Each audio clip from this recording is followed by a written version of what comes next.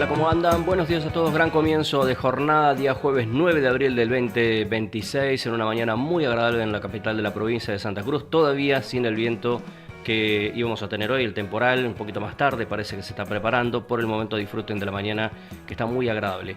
¿Qué tal, Victoria Lescano? ¿Cómo estás? Buenos días Pablo Manuel, buenos días a toda nuestra audiencia. Ya es jueves, ¿Verdad ya que sí? pasó demasiado rápido esta semana. Eso pasa Exactamente. cuando uno se divierte. Sí, cuando la pasa bien. Mirá, en este momento la temperatura en Río Gallegos 11 grados 6 décimas. Hermoso. Sí, la verdad que es una temperatura ideal para Decí que es un de noche, si no otoño, ¿no? está para salir a tomar el sol. Sí, ¿sabés que suelo cruzarme a esta hora? Imagino que dentro de ya de un mes y medio en adelante no, pero a veces, inclusive todavía oscuras, gente en la plaza, sentada. Algunos Mirá, tomando mate, yo digo, no sé, a las 7 de la mañana, 7 y media. bueno, Están ahí quizás sentados o esperando para entrar al trabajo y por ahí haciendo tiempo. puede ser. Y a veces veo gente sentada. Es más, cuando salgo de acá de la redacción del diario, que salgo 10 y media aproximadamente, también me encuentro un montón de gente en la Plaza San Martín. ¿Sí? Que dicho sea de paso, hace un par de noches estaba media oscura. Después Ah, vi que sí. ahí encendieron todas las luces. Bueno, decía, 11 grados 6 décimas la temperatura, no tenemos térmica, pues prácticamente no hay viento en este momento, pero vamos a tener ráfagas que van a estar llegando. Bajó ahora bastante la intensidad de lo que se preveía para el día de hoy. Viste que se hablaba Acá en Río Gallegos. acá en Río Gallegos, por lo menos, ¿no? En la capital de Santa Cruz, se había comentado, se había indicado, se había adelantado por parte del Servicio Meteorológico Nacional que iba a ser de aproximadamente 100 kilómetros por hora. Ahora la máxima que se está planteando es entre 79 y 87, es decir, menos de 90 kilómetros por hora las ráfagas, pero con un viento constante. Durante la mañana va a estar tranquilo, entre 30 y 40, pero ya incrementa un poquito a partir del mediodía y durante la tarde, ¿sí? Así que bueno, tengan en cuenta ese tema, que quizás en algún momento parece que nos abren la ventana de golpe y empieza a salir el viento, ¿no es cierto?, de todos lados. Sí. Y cambia completamente el clima, ¿sí?, en la capital de Santa Cruz. Ayer también estuvo muy serenito, nublado, gran parte de la tarde y el mediodía muy nublado, pero estuvo sereno, sin viento. Eso ya es un montón para Río Gallegos. Sí, ¿Sí? sí, la verdad que estuvo muy decente. Bueno, antes de meternos de lleno en las tapas y demás, adelantamos por supuesto algunos de los temas que vamos a estar comentando. Uno de última hora, probablemente mucha gente no se enteró porque recién se está levantando, está comenzando seguramente a informarse con el U12, con la opinión austral. Hubo un motín en la seccional Dos. segunda, ¿sí?, aquí de Río Gallegos, donde están alojados presos allí. Y lamentablemente por la situación que se generó, que se habría ocasionado, según por lo menos la primera información, por una pelea entre dos internos. Esto habría generado después un motín, quema de colchones y más cuestiones, y habrían sido trasladados 12 personas al hospital regional, ¿sí?, producto de esta situación. Estamos averiguando a esta hora de la mañana, por supuesto, más información al respecto. La noticia está publicada desde esta madrugada, obviamente la opinión austral también chequeando la información con fuentes oficiales de lo que estaba ocurriendo en plena madrugada del día de hoy. Seguramente los vecinos, la gente que vive cerca de la seccional segunda, se habrán pegado flor de susto, porque habrá habido mucho seguramente movimiento también de policía y demás. Movimiento, y de, humo. y de ambulancias, imagino, también, ¿no?, en esa zona, trasladando a los internos al hospital regional. Y en un ratito ampliaremos obviamente la información, porque queremos conocer cuál es el estado de ellos, si alguno hay de gravedad o son todos heridos leves. Por lo pronto, en la primera información que fue publicada entonces por la opinión austral, esta pelea y motín en la comisaría segunda de Río Gallegos, con más de 12 trasladados al hospital regional de Río Gallegos, ¿sí? Aparentemente, insistimos, según la primera información, es que habría comenzado por una pelea entre internos, que eso después habría generado también algún encontronazo allí y prendas de, como siempre, se prenden fuego colchones, más cuestiones. Imagínate, en un lugar no están encerrados, eso genera rápidamente una intoxicación, ¿sí? Así que estaremos, insisto, en un ratito nada más ampliando esa información. Bueno, se aprobó también la ley de glaciares a nivel nacional durante la madrugada, Una madrugada muy movida. una madrugada muy movida. Le vamos a estar comentando un ratito nada más cómo votaron los diputados nacionales por la provincia de Santa Cruz. No hay mucha Novedad. sorpresa. Sí, ya ahí, lo ¿no? sabíamos. Ya lo veníamos anticipando a Sí, lo largo de toda la semana de nosotros. cómo iban a votar. También en el día de ayer hubo mucho movimiento en Santa Cruz, en la capital, en Río Gallegos, en la Casa de Gobierno, con la presencia de 14 representantes de empresas petroleras. estaremos hablando sobre ese tema porque tuvimos una cobertura bastante larga durante la tarde de ayer, hablando con el gobernador, con algunos de los empresarios de estas empresas petroleras.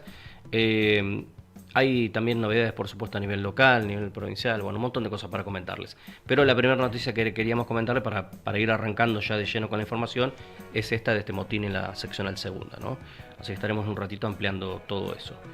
Bueno, 5 minutos pasaron ya de las 8 de la mañana. Mirando el fin de semana, perdón que vuelva al tema del clima, va a estar bastante similar, ¿sí? a estos días, el de ayer, el de hoy.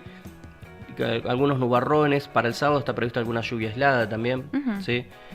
Viento no más de 30 a 40 kilómetros por hora, con alguna ráfaga por ahí de 60, 50 y pico, bastante sereno, pero días medio feucho. El domingo levanta un poquito porque va a bajar un poco la temperatura después de este ventarrón de hoy, baja un poquito la térmica y empieza de vuelta a subir un poquito hacia el domingo, ¿sí? Ya la semana que viene arrancamos con un clima más fresquito, ¿sí? Para el día lunes, un poquito más de viento. Pero bueno, de aquí podemos decir que pasando el jueves, el clima más o menos va a estar agradable, ¿eh? Entre jueves y viernes va a empezar a cambiar y sábado y domingo va a estar un poquito mejor, ¿sí? Así que bueno, por ahí quien te dice que podamos tener un lindo fin de semana de otoño antes de que se empiece a venir el frío fuerte, ¿no? Dicho sea paso, hablando de venir del frío fuerte, en 2 días va a quedar exactamente 2 meses para el Mundial. Se nos está viniendo ahí tantas 2 días, cosas. claro. Sí. De todos modos, el primer partido de Argentina es el 16. Claro, Argentina comienza a jugar 3 o 4 días después. Pero el primer partido es, creo que el 11 de junio. Qué ilusión. No falta nada. Pero hay menos expectativa que el mundial anterior, me parece. Y bueno, me parece que también están pasando muchísimas cosas. Sí. Bueno, pero el 2022 tampoco estábamos para tirar manteca al techo, pero había como una especie de expectativa en la gente. Es como que el hecho, creo que de haberlo ganado el Mundial y el hecho de ser por ahí en invierno, en aquel momento era también encima cerca de la fiesta. Claro, sí, otro clima. Sí. No, pero aparte había mucha expectativa de que se podía ganar ese Mundial. Me parece que estamos medio así como viendo a ver cómo viene la mano. Si hubiésemos tenido partidos interesantes la semana pasada, hubiésemos podido medir el nivel en el que estaba la selección. Puede ser, sí. Pero bueno, es como que todavía no prendió el Mundial, me parece. ¿Sí? Para mí, si llegamos a esa instancia en la que cualquier local te entrega un fixture, ¿viste? Cuando vas a comprar una cajita de ravioles y te entregan un fixture y ahí ya empieza... Sí, eso va a comenzar seguramente ahora. No arrancaba porque faltaban todavía definir equipos, selecciones. Sí, la semana pasada se definió tantos equipos hay que... Y ahora va a ser aparte gigante, va a ser como el de la lista de sábana de la ley de lemas, más o menos. Bueno, 8 minutos pasaron de las 8 de la mañana, momento de empezar a repasar la portada de los diarios, tanto La Opinión Austral como Crónica de Comodoro Rivadavia. Los títulos de tapa de La Opinión Austral. Histórica reunión en Santa Cruz. Claudio Vidal con las 14 operadoras. El gobernador presentó el programa Más Producción y Trabajo en el sector hidrocarburífero. El encuentro reunió en Río Gallegos a los CEOs de YPF, CGC, PAE, Roche, Clear y demás operadoras que desarrollan actividad en la provincia. Va a sostener más y generar más inversión y empleo, dijo el gobernador. Jaime Álvarez, ministro de Energía y Minería, dijo: la mayoría de los insumos y servicios deben ser santacruceños. Hugo Ernequian, CEO de CGC, dijo: hay que celebrarlo, redoblar el esfuerzo y seguir creciendo. Por su parte, Horacio Marín, presidente y CEO de YPF, dijo: es una excelente medida para paliar los convencionales. Último testimonio de Juan Ignacio González Pedroso, presidente de Clear Petroleum, dijo: invertimos y estamos totalmente comprometidos con Santa Cruz. Más noticias de La Opinión Austral. Ara San Juan, el 8 de mayo se hará la inspección a la nave gemela. Más noticias. Ley de glaciares. Diputados se encaminaba a aprobar la reforma. Última noticia. Delito en alza en Santa Cruz. Robo de ganado. El abigeato preocupa al campo. Momento de repasar la portada del diario Crónica de Comodoro Rivadavia. El título principal tiene que ver con un hecho muy lamentable, muy triste, ocurrido en Chubut. Investigan si fue golpeado el niño que murió en el hospital. Allanaron la vivienda de la madre en zona de Quintas. El Ministerio Público Fiscal analiza el informe preliminar de la autopsia en el que se establece que hay lesiones internas, pero trata de determinar cómo se produjeron y si el niño fue golpeado o no antes de su muerte. Fiscalía pidió elaborar un informe socioambiental donde estaba viviendo el pequeño. Sastre denunció a 2 empresarios pesqueros por las amenazas. El intendente de Madrid mencionó que hay un empresario pesquero de la ciudad que sería Carly Roca, que está involucrado por lo menos en la investigación con otro empresario más, Gastón Domecq, que si no me equivoco son socios, fue lo que afirmó. El gobernador Torres reabre el CAPS Ruca Khalil de Puerto Madryn.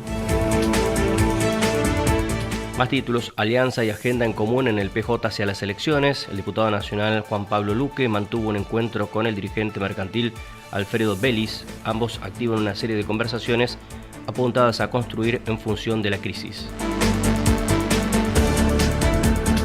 Realizarán una colecta de alimentos para asistir al merendero del Stella Maris. Además, alerta en un colegio de Madryn por un adolescente armado.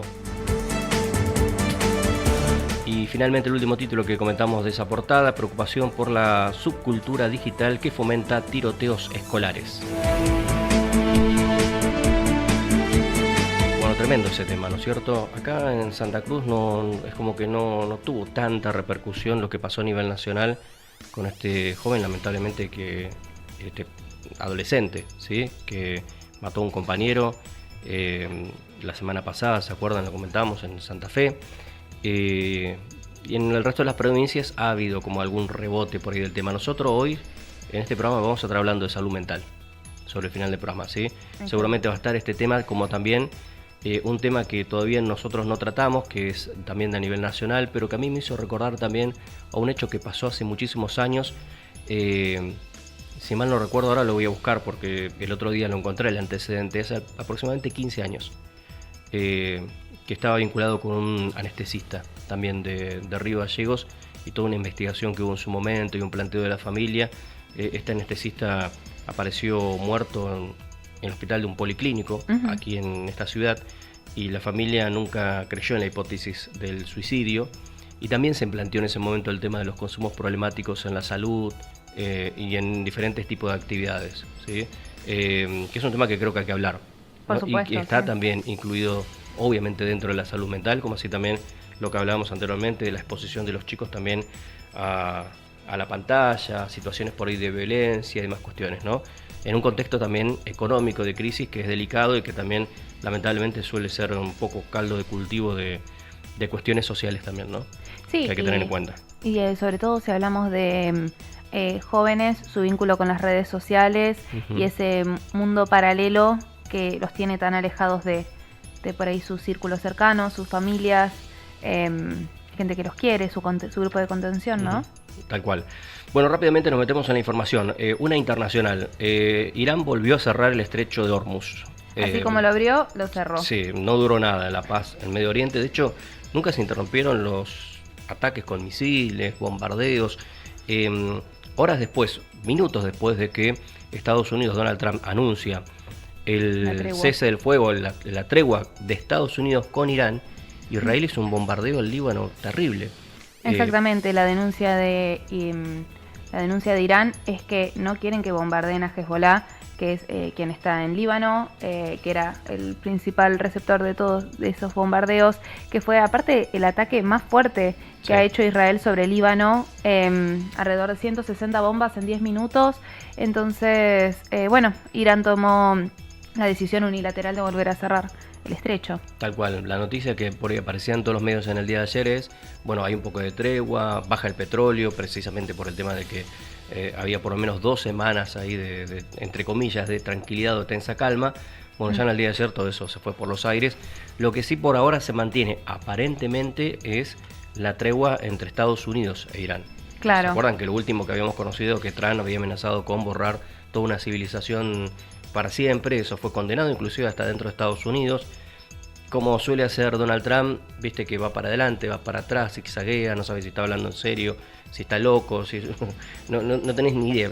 La verdad que digo que el presidente más poderoso del mundo, o que tiene la posibilidad de tener el dedo apretado en el botón rojo, tenga ese tipo de, ¿no?, de declaraciones y de posturas tan desencontradas de un momento a otro, tan alocadas en su forma de llevar adelante la política internacional y la política interna también, porque recuerden todo lo que ha pasado con el ICE y todas las denuncias también de la gente que es de comunidades latinoamericanas que han sido echados después de 20, 25, 30 años de Estados Unidos habiendo trabajado, conformado familia, gente arrestada, gente muerta también en los procedimientos.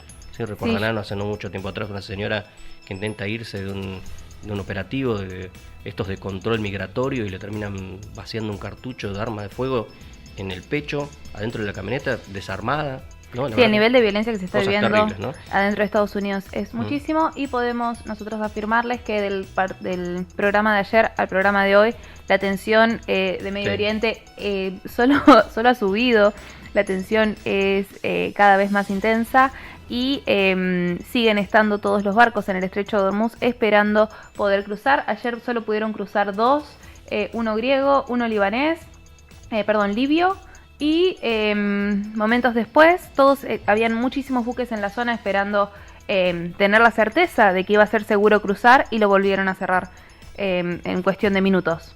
Bien, bueno, veremos cómo decanta la situación, pero por ahora sigue complicada la mano ahí en Medio Oriente. ¿Te parece que traigamos una buena noticia? A ver, dale, por favor, una buena en el día.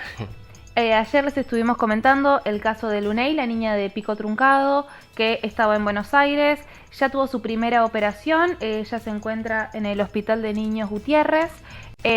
Su operación salió muy bien, así que su madre y su familia pidió que por favor no sigan brindando su ayuda.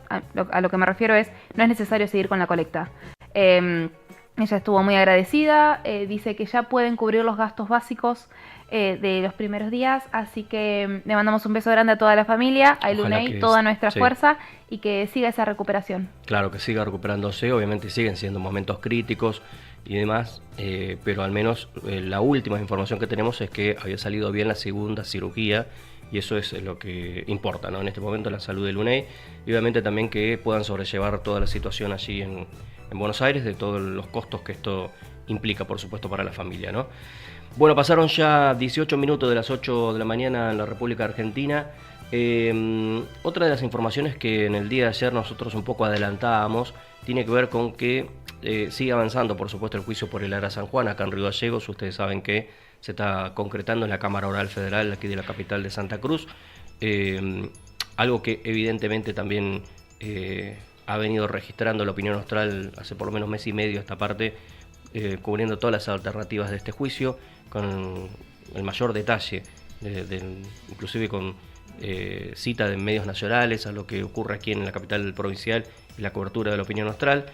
Y en el día de ayer se ha confirmado que la inspección al submarino Ara Santa Cruz, que es este submarino similar gemelo al Ara San Juan, que ya fue retirado en su momento en 2019, había ingresado a ser inspeccionado, y finalmente creo que por lo que pasó con el Ara San Juan se tomó la decisión de mandarlo a un desguace directamente, pero a propuesta del presidente del tribunal, del doctor Reinaldi, van a ir las partes a inspeccionar la válvula, que es la que supuestamente podría haber fallado, y es similar la del Ara Santa Cruz a la del Ara San Juan. Entonces quieren ver in situ.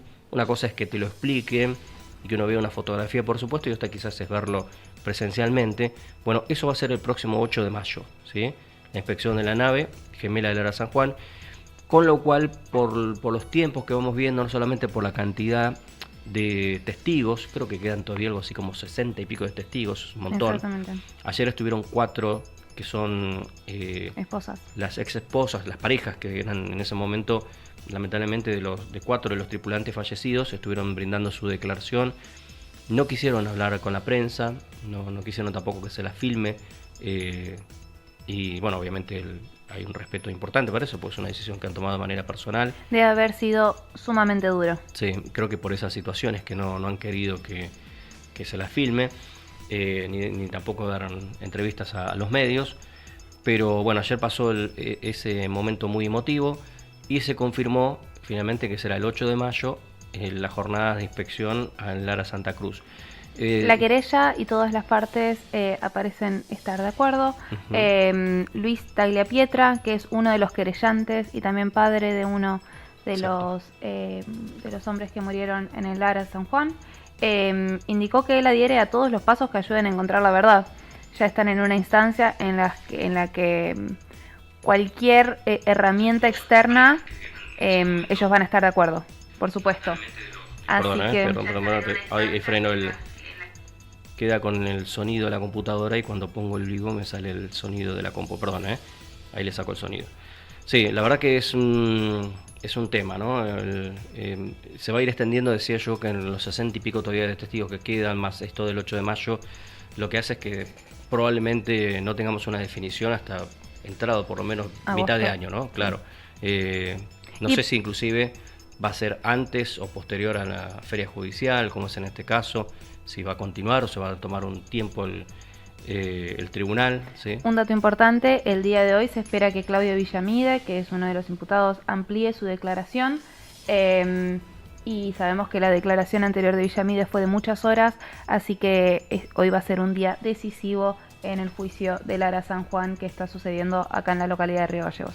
Sí, porque aparte Villamide fue el primero de los imputados que habló y que fue quien, de alguna manera, lo que contábamos en el día de ayer y también desde el comienzo de la semana, el que de alguna manera defendió que el Lara San Juan estaba en condiciones de navegar, que estaba casi en perfectas condiciones para poder hacerlo. Bueno, el tema es que en el medio pasaron cosas, ¿no? Un montón de testigos que están diciendo que no. Inclusive ya gente que, como nosotros comentábamos hace unas horas atrás, uno de los ex maquinistas que estuvo 2 meses antes en el Lara San Juan, comentó las irregularidades y la cantidad de incidentes que tuvieron dentro del submarino previo a lo que fue el accidente fatal y que lo motivaron, entre otras cosas, a dejar la carrera de submarinista, claro. Bueno, 22 minutos pasaron de las 8 de la mañana, nos vamos a meter de lleno en lo que fue en el día de ayer, también los actos en Casa de Gobierno, con la presencia del gobernador Claudio Vidal. Les voy a tratar de hacer una breve síntesis de qué fue lo que se firmó en el día de ayer, más allá de que, según se dijo, tanto por parte de las empresas petroleras como el gobierno provincial, todavía quedan cerrar algunas cosas del convenio. Pero básicamente la provincia lo que ha hecho es bajar las regalías, lo que percibe de regalías por parte de las operadoras petroleras, en 3 puntos, por lo menos en el convencional. Creo que es un poquito más en materia exploratoria el no convencional, creo que llega a 5 puntos en lo convencional, mientras vamos viendo imágenes, ¿sí?, de la actividad. ¿Y con qué objetivo? Porque uno dice, hablábamos precisamente antes de comenzar el programa acá con Vicky, sobre que está en un momento económico complicado la provincia. De hecho, uno dice, por un lado se presenta una emergencia económica porque no alcanza la plata, y por el otro se le bajan las regalías, lo que percibe la provincia de regalías en las petroleras. Es como que es un contrasentido, hay algo ahí que no cierra. Bueno, lo que se plantea tanto por parte del gobierno como por parte de los operadores es que ese dinero se reinvierta en producción para que se generen más puestos de trabajo en el sector. Saben que hay un drama muy grande, sobre todo en la zona norte provincial, quizás acá no lo vemos tanto en la zona sur, el tema hidrocarburífero, más allá que también estamos impactados porque hay también petróleo, por supuesto, cerca de Río Gallegos, pero en comparación a lo que es en zona norte no es tanto. En la zona norte, Las Heras, Pico, Truncado y Caleta Olivia, fundamentalmente, abro paréntesis, de hecho ayer hubo un reclamo de desocupados en la ruta que después vamos a ampliar. Está muy delicada la situación realmente, ¿sí? Es decir, ya no estamos hablando de gente que percibe sueldos bajos, estamos hablando de gente que no percibe ningún sueldo porque no tiene empleo, ¿sí? Se han quedado sin trabajo. Bueno, lo que se está intentando es recuperar fuentes de trabajo en el sector hidrocarburífero para que las empresas reinviertan eso que no van a poner de regalías, vuelva en una apertura de pozos, ¿sí? En equipos de torre, en mayor cantidad de empresas de servicio, de utilización de empresas de servicios locales. Ese fue un tema también del que se habló el día de ayer, que Santa Cruz ha quedado sin empresas de servicio prácticamente en el área petrolera, porque al irse YPF parece que se desmanteló toda una serie de empresas de servicios que brindaban la tarea dentro de los yacimientos de YPF, y ahora las nuevas operadoras que vinieron a reemplazar a YPF en esos yacimientos convencionales se están encontrando con que no tienen empresas de servicios para funcionar. Pero bueno, así viene la mano entonces en materia petrolera y la explicación de por qué se le ha bajado las regalías a las operadoras. Pero vamos a escuchar qué era lo que decía el gobernador Claudio Vidal en el día de ayer. Estaban todos reunidos a las 3, aproximadamente a las 3 comenzó, 3:30 la reunión en la residencia, un poco antes, un poco después, y se fueron caminando todos los representantes de las operadoras junto con el gobernador desde la residencia hasta la Casa de Gobierno, donde fue el acto oficial, ¿sí? Y nosotros lo enganchamos ahí al gobernador en esa caminata y pudimos hablar un ratito, y él explica cuál es parte de la iniciativa que se ha tomado por parte del gobierno con las operadoras en materia de hidrocarburos. Pero escuchamos que decía el día de ayer Claudio Vidal a La Opinión Austral. Una actividad importante, una discusión que tiene que ver con levantar equipos de perforación, terminación, pooling, flashby. Esto genera la posibilidad de más producción para la provincia, no solo de sostener los puestos de trabajo, sino de generar nuevos puestos de trabajo. Obviamente los empresarios no son fáciles, nosotros tampoco, porque defendemos los intereses de nuestra provincia en un momento complejo, hablando de la situación económica de todo el país y de la provincia, que no somos una isla con respecto a lo que está sucediendo. Pero bueno, este es un gobierno que cree fielmente y apuesta todos los días en su accionar, en lo que es producción y trabajo, entendiendo claramente que es la única posibilidad de poder salir adelante. Esta actividad, más allá de que tiene muchos yacimientos maduros en la provincia, yacimientos que le quedan muy pocos años de vida, me parece que si hacemos un esfuerzo entre todos, no solo estamos garantizando o mejorando el futuro, estamos garantizando todo lo que se viene. No garantizamos el presente solamente, sino que garantizamos todo lo que se viene. ¿Qué le han dicho los empresarios ante el pedido de la provincia? Mira, están de acuerdo, nos vamos a tomar unos días, tienen tiempo hasta el 1 del próximo mes para terminar de resolver más que nada la cuestión legal, administrativa, operativa y de inversiones, pero bueno, es cuestión de hablar, están conformados los equipos de trabajo. Hay un tema importante que debemos resolver y lo tenemos que hacer entre todos. Resuelto este programa de inversiones de la totalidad de las empresas en el sector convencional y no convencional, cuando digo no convencional es la D129 de Zona Norte y Palermo Aica. Resuelto esto, hay un escollo en el medio que es la falta de servicios de fractura, de cementación, de punzado que hoy tiene la actividad. Yo en esto siempre he sido muy crítico. Lamentablemente somos una provincia con hidrocarburos, no somos una provincia petrolera. Para que eso suceda hay que dotarla de infraestructura y los servicios pasan en todo el país. Los servicios, las empresas de servicios especiales son de capitales extranjeros. Eso siempre tiene un costo mucho más elevado. Lo hablábamos recién con Horacio, con Hugo por el tema de Palermo, ¿no?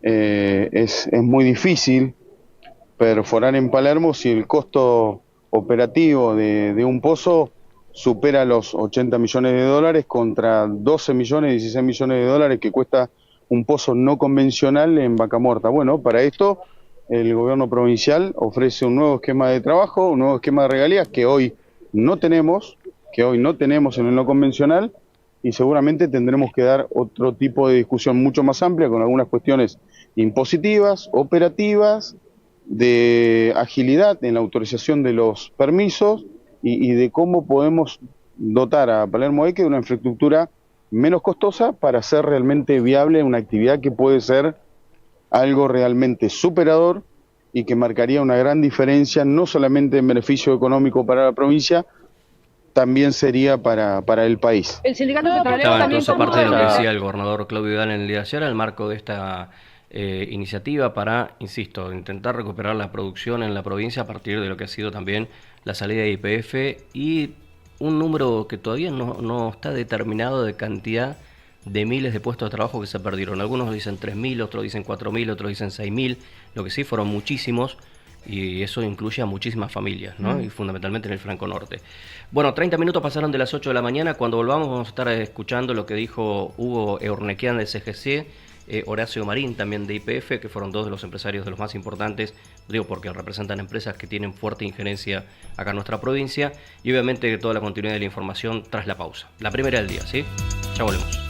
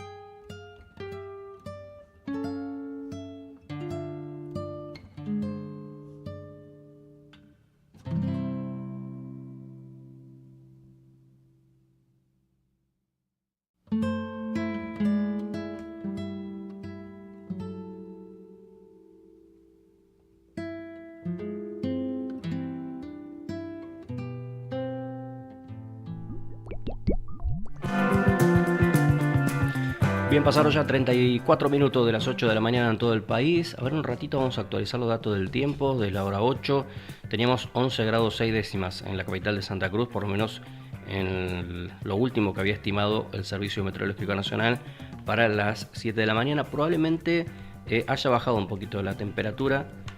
Siempre baja un poquito cuando comienza a pasar el día, como hasta las 11. Claro, una vez que nosotros decimos que la mañana está hermosa. Ayer alguien nos dijo, de hecho, nosotros estábamos diciendo, está re lindo. Salimos acá del pasillo y no me acuerdo quién fue, y dijo, no, hace un frío terrible. Llegó alguien de afuera diciéndonos que estaba muerto de frío. Bueno, eso pasó en el día de ayer. 11 grados 7, ¿sí? La actualización entonces a las 8 de la mañana, muy similar en realidad a lo que ya veníamos teniendo. Insistimos que, por lo que dice el Servicio Meteorológico Nacional, al menos en Río Gallegos, bajó un poquito la estimación, afortunadamente, de la cantidad de viento que íbamos a tener, ¿sí? Ya no está estimado en 100 km por hora de máxima, sino entre 70 y 80. 87 lo máximo, en realidad. Claro, es casi entre 70 y 90. Claro, pero bueno, viste que no es lo mismo si vos decís 19.000 pesos, así decís 20.000 pesos, ¿no? Si le pones el 9 adelante pareciera que es menos. Sí. ¿No? En este caso 87 kilómetros por hora parece bastante menos que 90, más allá que está ahí nomás. Bueno, 35 minutos pasaron ahora de las 8 de la mañana. Vamos cumpliendo con lo adeudado. Insistimos que en un ratito vamos a estar repasando un poco la información que está publicada en la Opinión Austral sobre lo que pasó durante la madrugada en la seccional segunda de Policía de Río Gallegos, con un motín en el cual tuvieron que ser derivadas 12 personas al Hospital Regional de Río Gallegos. Estaremos actualizando obviamente la información, ni bien haya alguna clarificación también por parte de la policía y obviamente por parte del Ministerio de Gobierno. Antes de volver a la información dura, queremos recordarles que estamos esperando sus mensajes al 2966 34 17 76. 34 17 76. Cuéntenos dónde están, desde dónde nos están escuchando, cómo está la mañana en los lugares donde están ustedes. Queremos sentirnos acompañados, así que esperamos sus mensajes. Un ratito leo ya los primeros que han llegado. Decía anteriormente que estaremos actualizando la información ni bien esté también oficialmente corroborado todo lo que pasó allí también en la sección segunda, ¿no? Bueno, cumplimos con la otra parte que nos había quedado del acto del día de ayer del gobierno provincial en el marco de este acuerdo con las empresas petroleras, donde se les va a rebajar las regalías para que puedan reinvertir ese dinero y se genere mayor producción y mayor puestos laborales. Al menos esa es la expectativa que tiene obviamente el gobierno. Vamos a escuchar qué decía en el día de ayer el ministro de Minería y Energía de la provincia durante el acto, ¿sí? Estamos hablando de Jaime Álvarez. El gobernador nos dio específicas instrucciones de trabajar en un programa que atienda una mayor producción de hidrocarburos en el tiempo, una mayor inversión y una mayor generación de empleo en esta actividad a una velocidad más importante de lo que estaba previsto en los planes de inversión. En eso se trabajó y se generó este programa que hoy ha sido puesto en funcionamiento, ha sido suscrito y que a partir del 1 de mayo está en funcionamiento, que es un programa que se llama Más Producción, Más Trabajo en el sector hidrocarburífero santacruceño. Este plan de trabajo estimula la inversión de todo el sector hidrocarburífero de la provincia, no solamente aquellas áreas que han sido concesionadas hace poco tiempo atrás, a la totalidad de la provincia, incluyendo actividades en el sector convencional maduro, en el sector no convencional y también en las actividades offshore o actividades en nuestras costas, que permitan adelantar o incrementar las inversiones en el tiempo o tener actividades superiores a las que estaban previstas en los planes de inversión que las empresas presentaron oportunamente. Y como estímulo a estas inversiones para el sector privado, una reducción de regalías que permita justamente incrementar y amortiguar el impacto de mayor inversión y mayor trabajo en la provincia de Santa Cruz. Obviamente que siempre apuntalando en este sentido a los proveedores de insumos, a los prestadores de servicios de la provincia de Santa Cruz y a la mano de obra directa e indirecta santacruceño, cumpliendo con la legislación vigente emanada por los representantes del pueblo de la Cámara de Diputados de la provincia de Santa Cruz, o también denominada legislación 9010. El gobernador...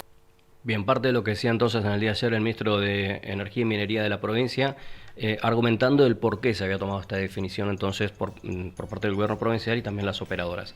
Y ahora vamos a escuchar qué decía en el día de ayer el CEO de CGC, Hugo Eurnequian, previo al encuentro. Tengo entendido que esta es la parte de la entrevista que le hicimos, también hablando sobre esta negociación que han llevado adelante con el gobierno de Santa Cruz y los resultados esperemos que sean positivos para todos. Veremos en un plazo de tiempo, esperemos que sea lo más rápido posible. Que se viene importante también, ¿no? En actividad conjunta con la provincia. Muy importante, muy bueno que nos convoque el gobernador con una propuesta de baja de regalías. No hay más que celebrarlo y tratar de ser consecuentes en redoblar el esfuerzo y la apuesta y seguir creciendo. Recalcar también cómo están trabajando los sindicatos también. Hoy es un momento que creo que todas las contrapartes se han puesto un compromiso enorme. El gobierno de la provincia, los sindicatos, las empresas de servicios, estamos todos trabajando para sacar esto adelante. Así que muy bueno, muchas gracias. Estaba aparte de lo que decía Eurnequian, estaba medio apurado porque me estaban esperando todos. Después tuve un par de tirones de oreja por haber entrevistado al gobernador y a los CEOs de las empresas antes del acto. Y esta es la parte donde habla Horacio Marín, que es el presidente de YPF, que en Santa Cruz, ustedes saben, se retiró pero del convencional, pero no del no convencional. Y vamos a escuchar, ante la pregunta también de la opinión austral, qué era lo que decía entonces en el día de ayer el presidente de la principal operadora de bandera del país. Con respecto a Palermo Aike, YPF tiene un compromiso y va a honrarlo como nos habíamos comprometido con el gobernador. Y durante este año, no le puedo decir porque tenemos que juntar todos los servicios, es un proceso muy caro, pues justamente al no haber actividad convencional, los pozos exploratorios, los costos unitarios son mucho más altos, entonces tenemos que agrupar los servicios para poder hacerlo. Y vamos a hacer un pozo exploratorio en Palermo, que esperemos que quede muy bien, pues por eso lo hacemos, si no, no lo haríamos. Y de esa forma que se genere riqueza, y a partir de ahí tenemos que generar valor en todas las compañías. Por eso les estaba comentando que no puedo decirle exactamente la fecha, por eso no me quiero comprometer, dependerá cuando agrupemos todos los servicios. La locación creo que ya la tenemos terminada, pero seguramente será para el segundo semestre. Con respecto a la remediación ambiental comprometida para zona norte, ¿cuándo va a comenzar?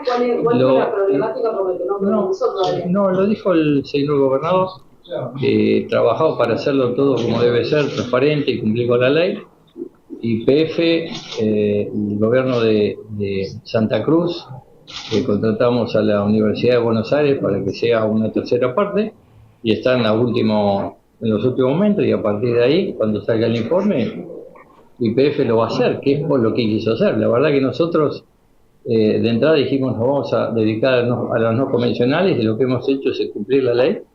Es la primera compañía que decide, cuando se deja unas áreas, tomar y sacar los pasivos ambientales, así que no tengo problema. ¿Hay mucha diferencia entre los costos del no convencional en Vaca Muerta y en la provincia de Santa Cruz?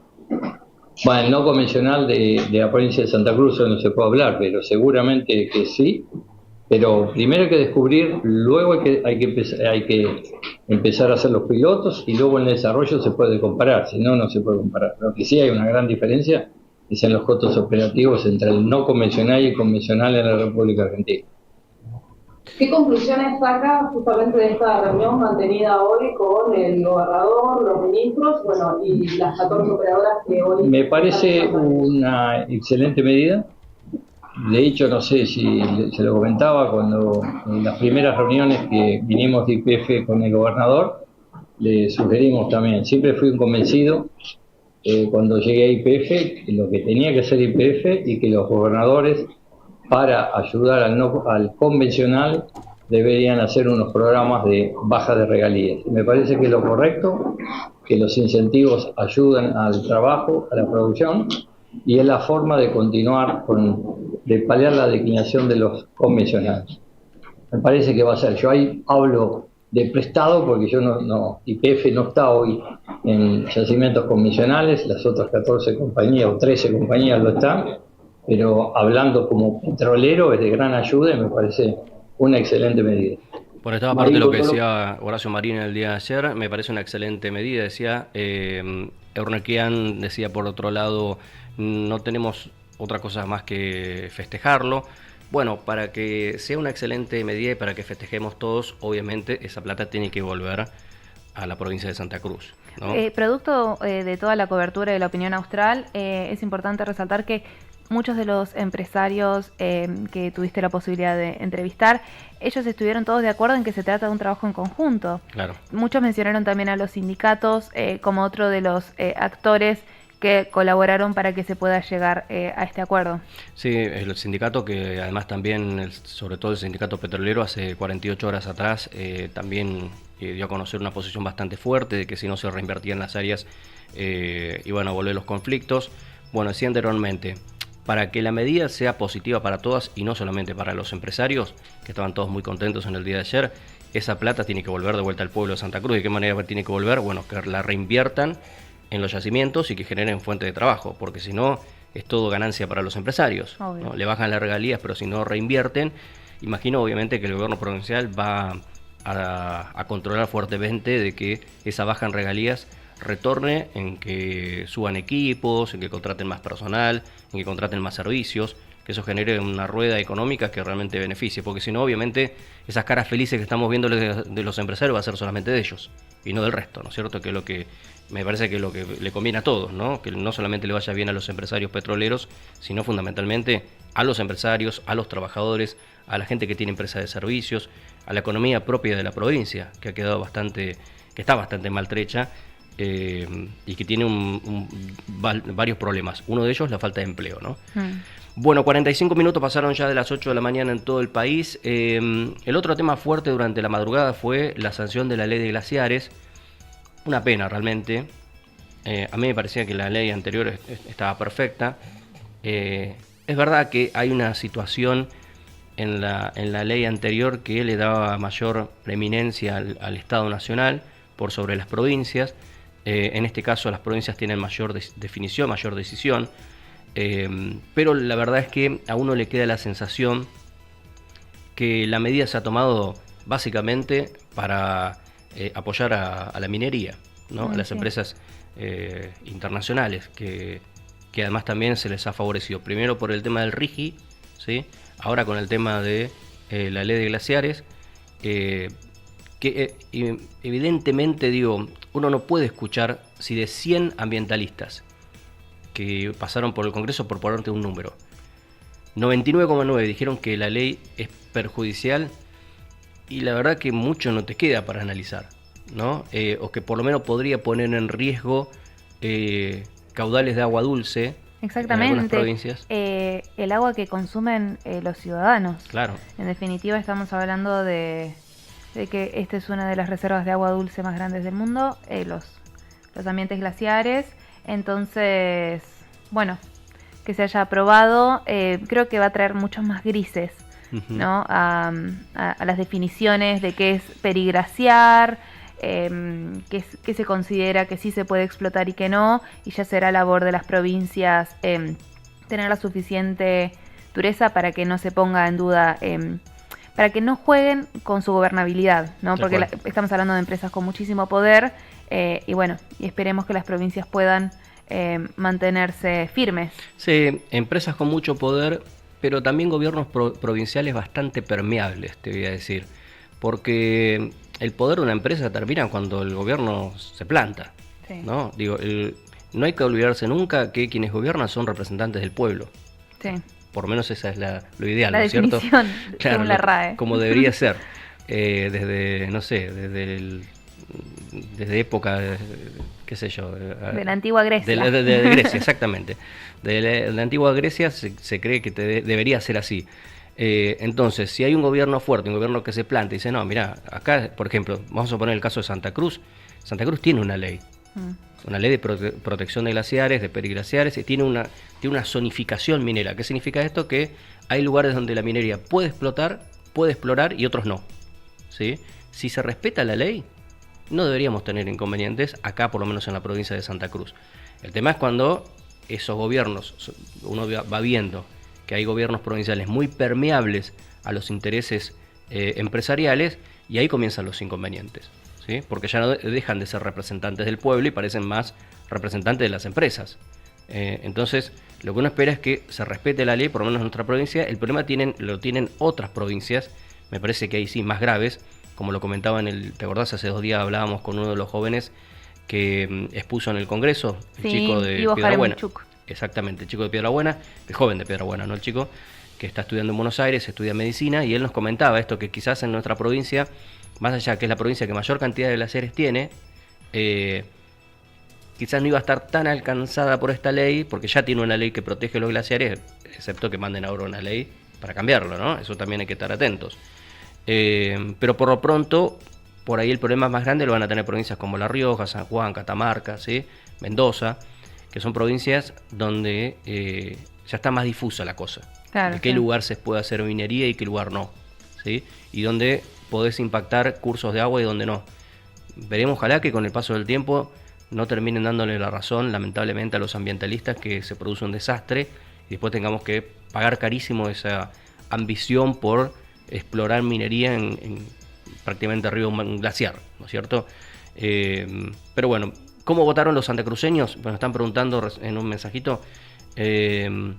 A favor de la reforma de la ley de glaciares votó José Luis Garrido y Jairo Guzmán. Ambos ya lo habían planteado, aparte, creo que públicamente, que iban a votar a favor, que estaban de acuerdo. Garrido últimamente viene votando todo lo que propone el gobierno nacional, o casi todo. Recuerden que Garrido pertenece al bloque por Santa Cruz, ¿sí? Es del oficialismo provincial. Y Jairo Guzmán, obviamente, es de La Libertad Avanza, apoyó el proyecto del gobierno, ya lo había hecho público además también Jairo Guzmán el posicionamiento sobre el tema de la ley de glaciares, que ahora lo vamos a escuchar porque hay un video de Jairo Guzmán al respecto. Y en contra, los diputados santacruceños que votaron en contra de la reforma de la ley fueron Juan Carlos Molina, ¿sí? Moila Lanesán Sancho y Ana Yani. Pensé que me faltaba uno, no, tres son. Yani, Lanesán y Juan Carlos Molina fueron los que votaron en contra de la reforma de la ley de glaciares. Habló, fíjate si lo podés encontrar por ahí, Victoria, habló Milei en estas últimas horas. En realidad no habló, es decir, ustedes saben que Milei muchas veces... ¿Tuiteó? Sí, tuitea. Y medio como que le pegó a los ambientalistas, básicamente. Dijo, perdieron de vuelta a los ambientalistas por la reforma de la ley de glaciares. Y creo que lo tenía acá el comunicado que había mandado la oficina, en realidad, del presidente. Ustedes saben que Milei muchas veces se maneja con este tipo de cuestiones, ¿no es cierto? Oficina del presidente y tuitea o dice algo, ¿no es cierto? Acá lo tengo, mirá. ¿Qué dijo el comunicado oficial del gobierno? Bueno, Ciudad de Buenos Aires, 9 de abril, es decir, esto está fechado ahora en la madrugada o primeras horas de la mañana. La oficina del presidente celebra la sanción de la Cámara de Diputados y la aprobación definitiva en el Congreso de la Nación al proyecto de adecuación de la Ley de Presupuestos Mínimos para la preservación de los glaciares y ambiente periglaciar, que impulsa la precisión de la normativa vigente a fin de garantizar seguridad jurídica y poder darle a las provincias para la utilización de sus recursos. Esta reforma histórica aclara con precisión científica que se debe continuar protegiendo los glaciares y las geoformas del ambiente periglacial que cumplen funciones hídricas, permitiendo, en función de evaluaciones técnico-científicas provinciales, claro, y provinciales, la explotación de los minerales en los terrenos que estaban mal catalogados como glaciares y no formaban parte del objetivo protegido de la ley. La redacción original era confusa y generaba interpretaciones absurdas que prohibían actividades mineras en general, incluso donde no había nada para proteger. Bueno, esa parte que dice Milei estaba cuestionadísima por los ambientalistas, que dicen todo lo contrario, que no es así, ¿no? Eso llevaba a conclusiones contrarias del artículo 41 de la Constitución. Más adelante dice que al eliminar las distorsiones ideológicas y las trabas artificiales que impedían el progreso, el proyecto reafirma que el cuidado genuino del ambiente y el crecimiento económico no son enemigos, sino motores complementarios de una nación libre y próspera. Los intentos de interferencia de organizaciones extranjeras fracasaron y los ecologistas empecinados en impedir el progreso de la República Argentina volvieron a perder. Las agendas que buscan impedir el progreso de los argentinos encontraron en este gobierno su mayor enemigo. Por ahí en la frase más exaltada del comunicado del presidente. Veremos si perdieron los ambientalistas o perdió la gente, ¿no? Lo que sí ganaron seguro fueron las empresas mineras. Seguro. Es decir, fue lo que le faltó aclarar al presidente, ¿no? Que si bien perdieron los ambientalistas, los que ganaron seguro fueron los empresarios mineros, fundamentalmente los internacionales, porque estas inversiones son básicamente hechas por empresarios internacionales o empresas multinacionales o internacionales que tienen mucho poder y que evidentemente son las que deben haber celebrado anoche este fallo, ¿no? En realidad esta decisión del Congreso. Veremos ahora qué pasa, porque vos adelantabas el otro día que probablemente se va a judicializar. Eso era lo que se decía a principio de la semana. Vamos a ver qué decisiones se toman de ahora en adelante, ahora que ya sabemos que efectivamente la reforma de la ley se hizo.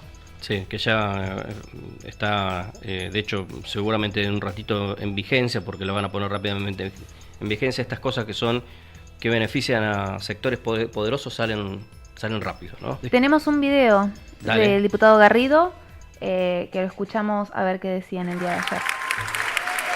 Resulta afirmativo. Bueno, Queda sancionado el proyecto. Se harán las... Esa es la parte que estaba ya sancionada. A ver, vamos a poner a Garrido desde el principio.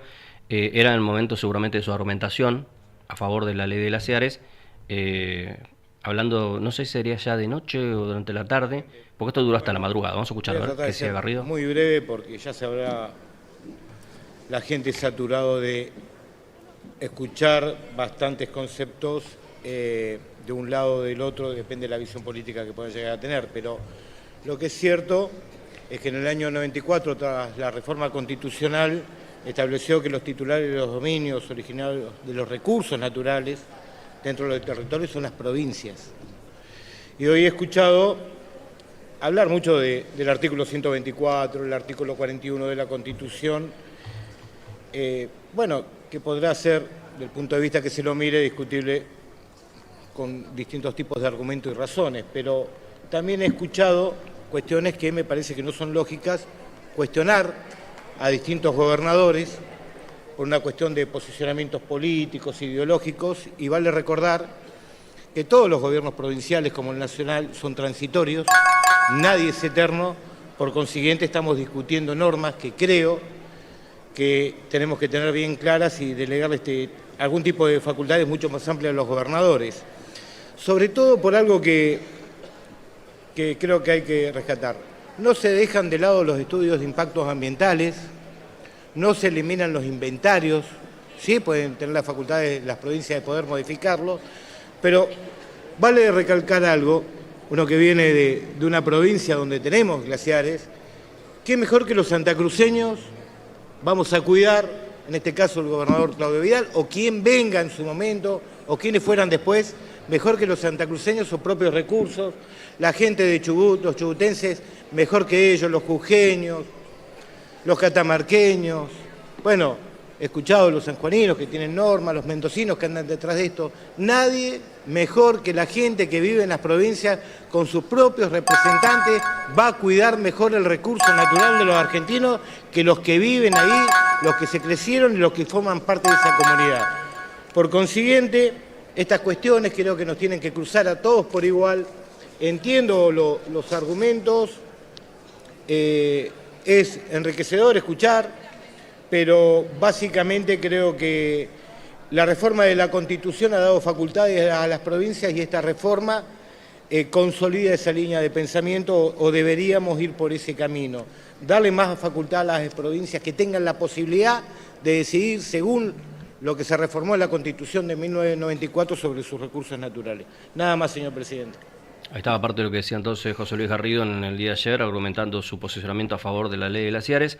Y ahí, obviamente la oposición plantea que es un retroceso en materia ambiental muy fuerte para el país y que obviamente lo que se persigue es un beneficio fundamentalmente para las empresas mineras, ¿no? Veremos, se va seguramente a judicializar y veremos en qué queda, ¿no? Por lo pronto fue aprobado como se preveía 137 contra 111 creo que fue, ¿no? La votación bastante amplia, hay que decir, ¿no? Como casi todas las cosas que manda el gobierno nacional al Congreso, últimamente por lo menos. Vamos a hacer la segunda pausa de programa. Cuando regresemos nos vamos a meter lleno también en cuestiones que tienen que ver con la Cámara de Diputados de Santa Cruz, porque nos preguntaban recién, nos mandaban mensajitos si sabíamos algo, porque también estaba cortada de vuelta hoy al Corta.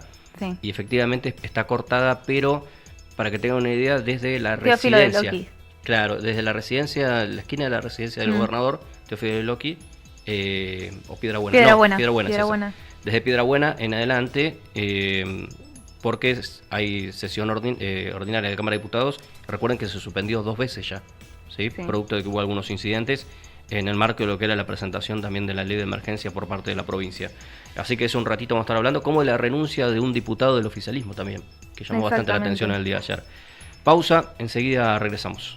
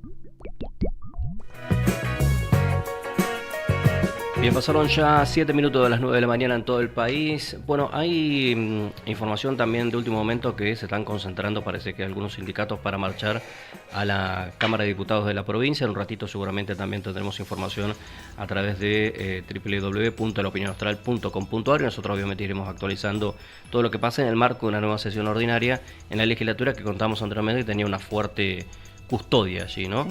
Y un ratito comentamos lo del tema de la renuncia de un legislador al bloque oficialista, ¿no? Pero hay información también de Chubut, porque hoy en la etapa de Crónica de Comodoro estábamos comentando la situación esta lamentable de la muerte de un niño que murió en el hospital de la localidad de Comodoro Rivadavia. Exactamente. Sí. También fue noticia en el diario, en la etapa del diario ayer, o sea que es un caso que se sigue de cerca. Porque este niño de 4 años que llegó al hospital regional de Comodoro Rivadavia sufrió un paro cardiorrespiratorio, y ahí es que se empiezan a preguntar por qué un niño sufre este tipo de paro si él no tenía problemas cardiorrespiratorios de base. Entonces las primeras pericias demostraron que el niño tenía lesiones internas en la cabeza, y ahí es que se deduce que el niño habría sido golpeado por la familia, por parte del padre, ¿no? Que es quien está siendo investigado. La familia paterna denuncia que el nene era víctima de maltrato. Este niño de 4 años también vivía en una casa muy precaria, cerca del cerro, y ahora se está realizando un informe socioambiental en la zona para también dar cuenta de el lugar donde vivía, un lugar que no tenía acceso a servicios, que no tenía agua corriente. Entonces están también realizando allanamientos, y la justicia sigue de cerca este caso para poder esclarecer las reales causas por las cuales falleció este niño de 4 años. Sí, la verdad que bueno, todo hace pensar aparentemente hasta ahora que podría haber sido víctima de maltrato. Hay que ver si ese maltrato fue el que le ocasionó la pérdida de la vida después, ¿no? Sí. La verdad que sería lamentable. Y nosotros tenemos acá un caso muy doloroso en Río Gallegos, con condena y demás cuestiones, que es el caso Abigail. Se recordarán de hace unos años atrás que la pequeña Abigail, una beba, ¿sí? que falleció también en el hospital. En realidad falleció en su casa, cuando llegó al hospital ya estaba muerta la niña, y después se comprobó que había sido víctima de maltrato, ¿no es cierto? De hecho están sus 2 padres detenidos hasta el momento con cadena perpetua. La madre puso un recurso hace unos meses atrás, fue denegado y sigue en la cárcel. Veremos en el caso de Comodoro si también es una situación de esas características, si hay violencia de fondo y si esto ha ocasionado la muerte de este pequeño de tan solo 4 años. La verdad que es terrible. Bueno, 10 minutos pasaron de las 9 de la mañana, pues por ahí en un ratito ampliamos un poco más sobre esto, pero le contábamos también que están pasando cosas en la provincia de Santa Cruz, particularmente en la cuestión legislativa. En el día de ayer llamó mucho la atención el comunicado del diputado Martínez, diputado de la localidad de Gobernador Gregores, que presentó una nota dando las explicaciones de por qué había renunciado, porque primero se conoce que había renunciado al bloque oficialista. Y después, un poco más tarde, aparece el comunicado de parte del propio legislador comentando el por qué, ¿sí? Había renunciado al bloque del oficialismo. ¿Se acuerdan que cuando comenzó el periodo 2023 del gobierno provincial, el 10 de diciembre, a las pocas horas, 2 diputados de lo que era la oposición, lo que es la oposición hoy en día, se pasaron al oficialismo? Con eso logró tener una mayoría un poco más holgada el gobierno provincial, porque estaba realmente equilibrado. Hubiera estado empatado si esos 2 diputados no hubieran pegado el salto, por decirlo de alguna manera, hubieran estado prácticamente en un virtual empate en la legislatura. Le hubiera costado bastante al gobierno provincial sacar algunos proyectos. En alguna ocasión iba a tener que desempatar hasta el propio vicegobernador. Bueno, lo cierto es que esa decisión de los diputados de Perito y de los antiguos, insisto, que habían sido votados por la oposición y pasarse al oficialismo, le dio esa posibilidad. Bueno, después ocurrieron cosas también dentro de la oposición, porque el bloque medio que se partió, el diputado Alegría formó como su propio espacio, el diputado Peralta su propio espacio también. A veces votan con la oposición, a veces votan alguna ley con el oficialismo, y en la oposición en el oficialismo parecía que estaba todo más o menos clarito, ¿no? Sin embargo, en el día de ayer emitió un comunicado. ¿Vos lo tenés, no? El comunicado ahí del diputado. Acá lo tengo. El diputado Fernando Martínez en su comunicado dice: he presentado formalmente mi renuncia al bloque por Santa Cruz, decisión que responde a razones de carácter político y personal y que me llevan a continuar ejerciendo mi responsabilidad legislativa, de ahora en más, en un espacio independiente. En este tiempo transcurrido no me he sentido valorado por el gobierno provincial ni acompañado en las acciones que se han llevado adelante en la localidad de Gobernador Gregores, a la cual represento.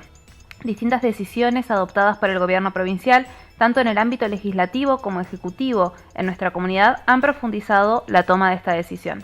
Voy a seguir trabajando con la misma responsabilidad y compromiso de siempre, defendiendo los intereses de cada vecino y vecina de Gobernador Gregores, con convicción, responsabilidad y respeto por el mandato que mi comunidad me ha confiado.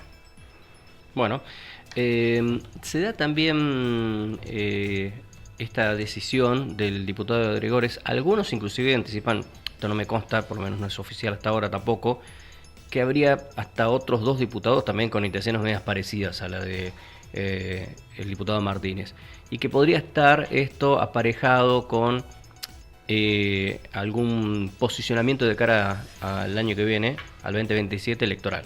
Claro. ¿No?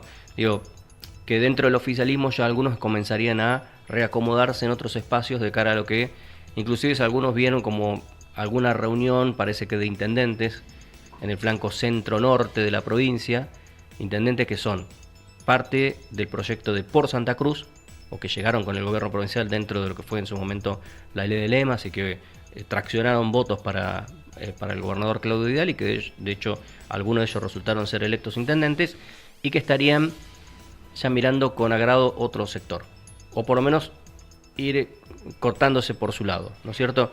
Es que creo que es algo que estamos viendo constantemente, ¿no? Cómo la agenda Claro. electoral ya se está llevando muchos de los temas y muchos protagonistas ya están viendo detrás de qué filas posicionarse, porque la verdad es que falta muy poco tiempo. Exactamente. Bueno, y lo que dice ahí en una parte es que él no se sintió tampoco valorado, hay que ver si hay otra cuestión que por ahí uno no conoce, dentro de lo que es el armado por ahí del propio bloque, ¿no es cierto? Claro. Recuerden que quien era el presidente del bloque era nada más y nada menos que Fernando Español en su momento, alguien que venía siendo muy cuestionado por las causas que tiene, vinculadas con abuso sexual y más cuestiones. Tuvo que renunciar como diputado a principio de este año. Ya había dejado la presidencia del bloque oficialista el año pasado. Había recaído en manos de Piero Boffi, un diputado de la zona centro de Puerto San Julián. Duró menos de un mes, creo que Piero fue como presidente del bloque, renunció rápidamente, y ahora está en manos de otro legislador, que se me fue el nombre, creo que Aberastain, es el diputado Aberastain, el presidente del bloque del oficialismo, y en este caso, bueno, ya pierde un soldado. Veremos si el hecho de posicionarse de esta forma de Martínez tiene que ver con una cuestión ya vinculada con otros sectores políticos, o si va a ser como también pasa en la oposición.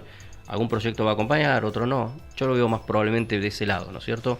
Claro, sí, él por lo pronto dijo que va a estar trabajando de manera independiente. Así que sí, me parece que todo indica que tenés razón. Sí, algunas cosas irá a aprobar a favor y otras más o menos, o otras irá a votar en contra. Bueno, veremos, porque se vienen discusiones importantes, entre ellas qué va a pasar con la famosa emergencia económica, cuál están rechazando los sindicatos prácticamente a pleno, por lo menos los que son los sindicatos de la administración pública provincial y municipal, por lo menos en el caso de Río Gallegos, ¿no? Que insistimos que hoy se estaban movilizando también a partir de las 9 horas para ir a la Cámara de Diputados en el marco de una nueva sesión ordinaria, que esta vez está con fuerte custodia, parece, ¿no? No sé si van a poder llegar, de hecho, hasta las puertas de la legislatura, porque estaban cortados los accesos una cuadra antes, Claro. ¿sí? de la legislatura provincial. Bueno, 16 minutos pasaron ya de las 9 de la mañana en todo el país. Ayer hubo un corte de ruta en Las Heras, lo comentábamos por ahí hoy al principio del programa. Se da dentro del marco también del contexto de crisis que vivíamos, que estamos comentando que se vive en la provincia, y que está relacionada fundamentalmente también en la zona norte con la actividad hidrocarburífera, que tras la salida de YPF ha dejado allí un tendal de personas desocupadas. Bueno, precisamente en Las Heras fue el corte. Por lo que vimos en la información en medio de zona norte, se levantó ese corte, que fue total en algún momento, parcial en otros. Estoy leyendo una noticia que dice Las Heras, ruta 43 liberada para el tránsito. El corte total se levantó por completo hace minutos, esto fue publicado anoche. Ayer en realidad, varios kilómetros de vehículos ya empezaron a circular normalmente desde Las Heras a Pico Truncado y viceversa. Los desocupados las tenían cortadas creo que desde temprano, tipo 18:30 fue liberada, parece, obedeciendo una orden de desalojo para esas horas y se provocó sin incidentes. Sí, un corte que empezó a la 1 de la tarde. Sí. O sea, estamos hablando de muchas horas. 5 horas por lo menos, sí. Ya viene, lamentablemente esta situación profundizándose, los grupos de desocupados.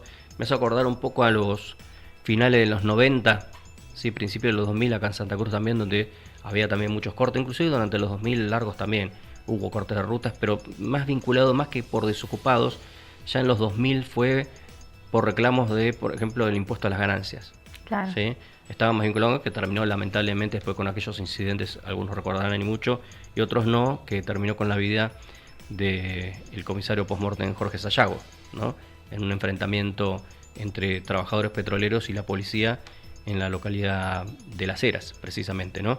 Bueno, en ese momento eran cortes más que nada vinculados, insisto, por el tema del impuesto a las ganancias, y había algunos grupos desocupados que querían armarse en cooperativas y más cuestiones, entonces de vez en cuando cortaban la ruta.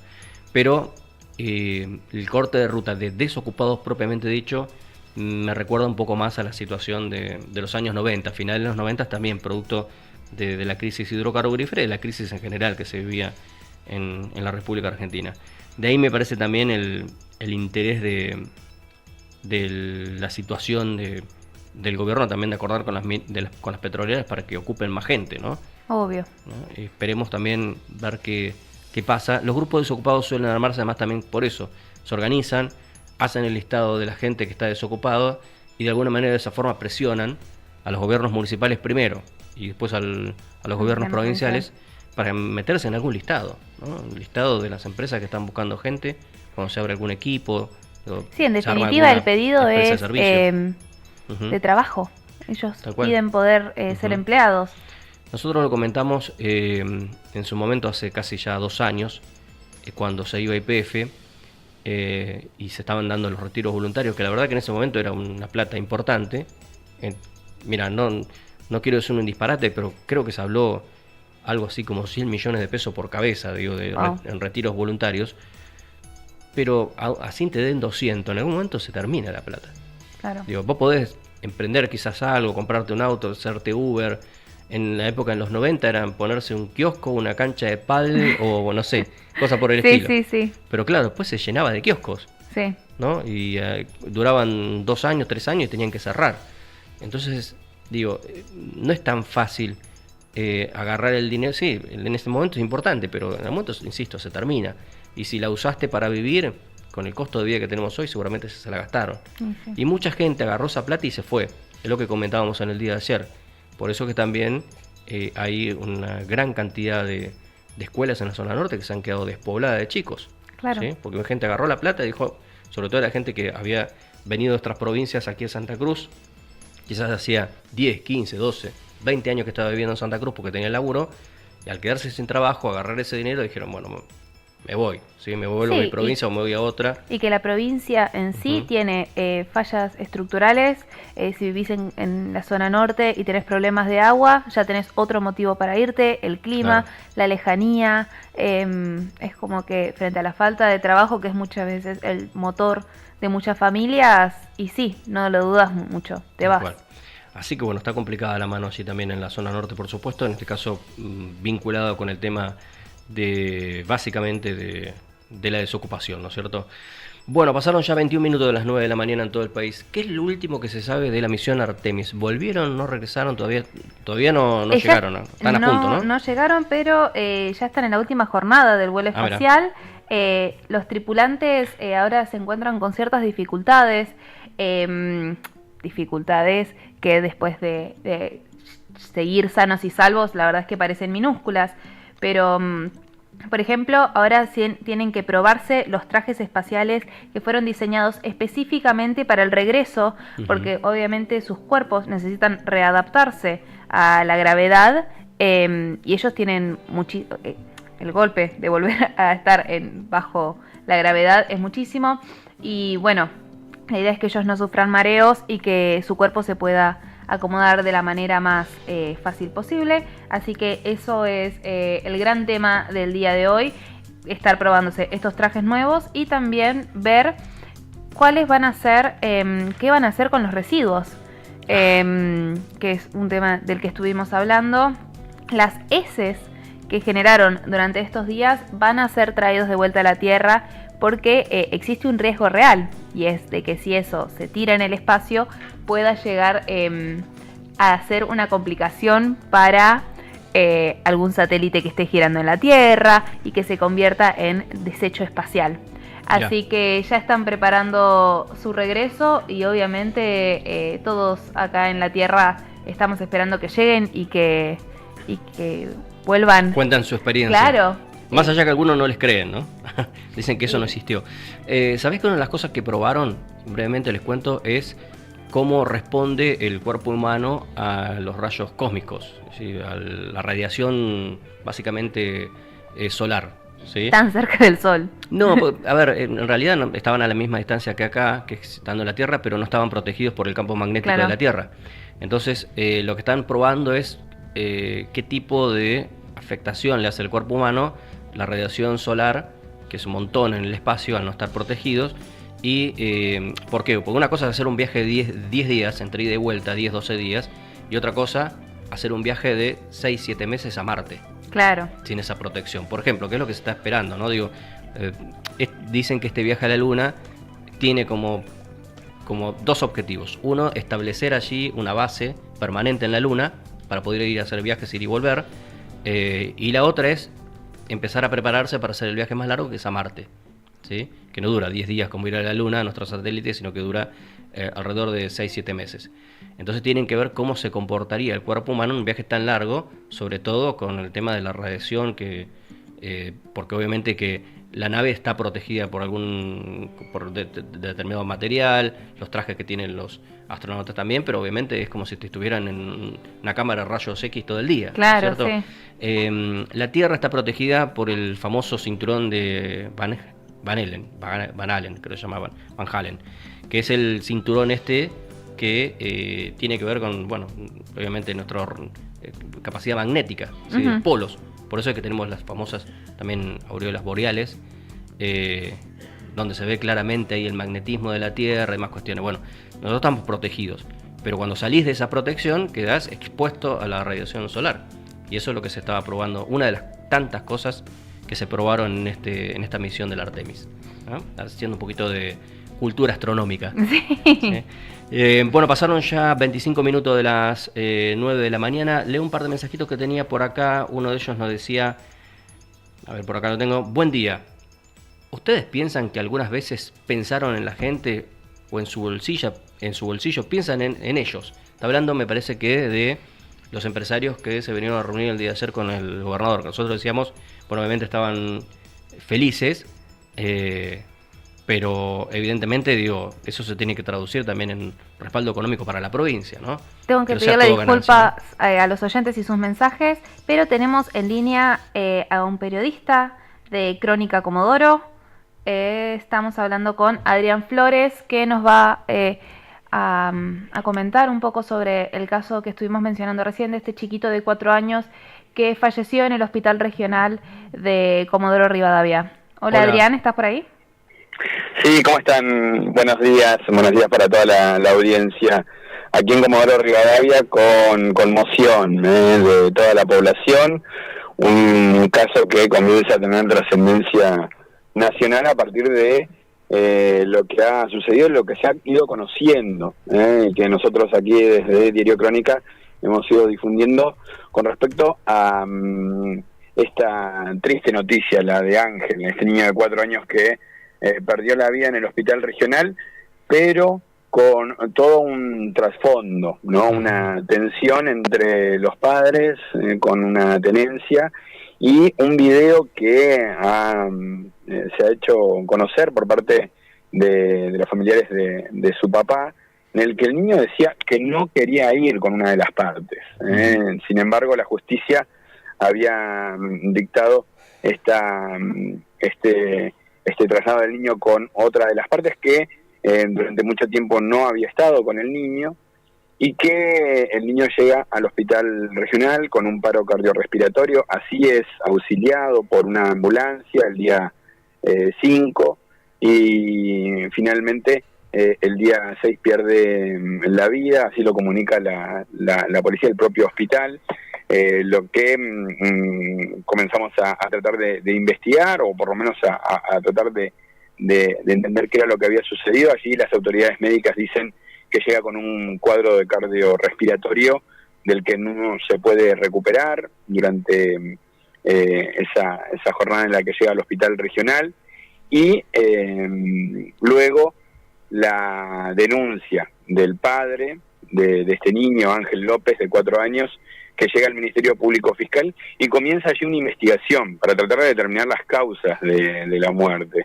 Ayer estuvimos en Fiscalía durante toda la jornada tratando de tener algún testimonio de la parte del padre. Estuvieron dialogando con los fiscales allí, el equipo de fiscales de Facundo Oribones, y ha pedido una orden de allanamiento que ayer se llevó adelante en la casa de la madre, en donde el niño había sido auxiliado, como les decía, en aquella madrugada del 6, con esta ambulancia que había llegado, y se hizo este allanamiento con la búsqueda de tratar de establecer algunas evidencias que la Fiscalía ahora trata de establecer, porque aún resta conocer el resultado de la autopsia.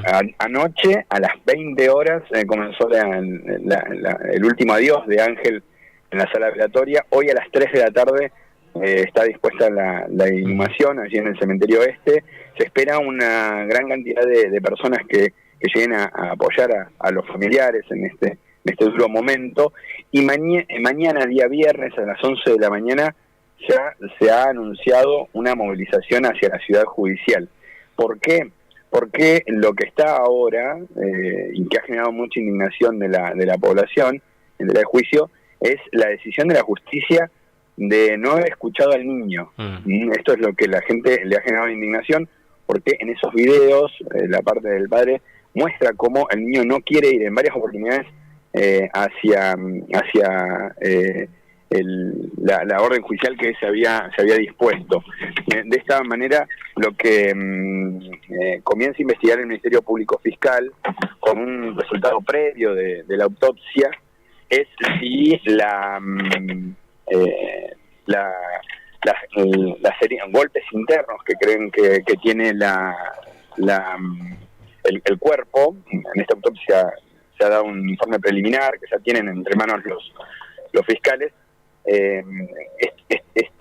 Estos golpes internos se deben a golpes o no que haya recibido antes de la muerte. Claro. Esto es lo que van a tratar de determinar con un estudio anatomopatológico que ya se ha dispuesto y que entienden puede llegar a durar algunas semanas para conocer, pero el informe preliminar habla de estos golpes internos que ha generado también mucha indignación en la población. Adrián, para finalizar, porque estamos medio escasos de tiempo, ¿con quién estaba el pequeño? Digo, ¿quién lo lleva a la guardia o al hospital en esa situación? Estaba con la madre. Ella dice que en un momento deja o empieza a tener dificultades de respirar. Eso le hace saber a la policía en esta primera intervención que les decía, cuando llega una ambulancia en una zona, la zona de Quintas, del barrio Máximo Abasolo, una vivienda precaria en la que se encontraba. Hoy en día el Ministerio Público Fiscal está mandando a hacer un informe socioambiental, nuevamente de la zona en la que vivía el niño, porque ayer recorríamos la zona con el diario, una zona que carece de algunos servicios básicos. Zona muy difícil de acceso, incluso hasta ayer para la policía, pero si hubo un informe socioambiental de la justicia, también es algo que se está poniendo hoy los ojos allí, cómo se lo envía al niño allí con ese contexto en el que se encontraba. Hay testimonios de vecinos también que se han aportado, en donde al niño se lo escuchaba llorar. Bueno, ahora lo que se trata de determinar es si sufría maltrato o no. Todo esto está siendo investigado por la Fiscalía y rápidamente lo relacionan con el caso de Upuy, ¿no? A nivel nacional, Por eso está teniendo una trascendencia muy importante este caso, en el que veremos qué es lo que sucede en la jornada de hoy. Hoy se espera, decíamos, mucho dolor al despedir sus restos en el cementerio este, así vamos a ver si podemos conocer también el testimonio de un padre que está totalmente desarmado después de lo que ha sucedido. 4 años tenía Ángel López. Bien. Adrián, te agradecemos muchísimo este contacto, un abrazo grande. Muchas gracias. Hasta luego, y vamos a seguir con toda la cobertura a través de Diario Crónica. Por supuesto. Adrián Flores, de Crónica de Comodoro Rivadavia, un abrazo grande. Ahí estaba nuestro colega de Comodoro Rivadavia contando este caso tremendo, ¿no? Este chiquito que apareció lamentablemente muerto con algunas heridas o golpes internos. Se va a determinar en la autopsia si esto tuvo que ver o no con su muerte, que fue un paro cardiorrespiratorio, y si los antecedentes de violencia vienen de hace mucho tiempo, si eran recientes. Del ámbito familiar. De ámbito familiar, en qué contexto, ¿no es cierto? Bueno, hacemos la última pausa, ya volvemos. Cuando regresemos vamos a estar hablando de salud mental por algunos casos realmente terribles que hemos tenido en este último tiempo también a nivel país, a nivel local también. Me parece que es un tema importante que no hay que perder de vista. Vamos a tener aquí a Mauro Moreno un ratito nada más hablando con nosotros.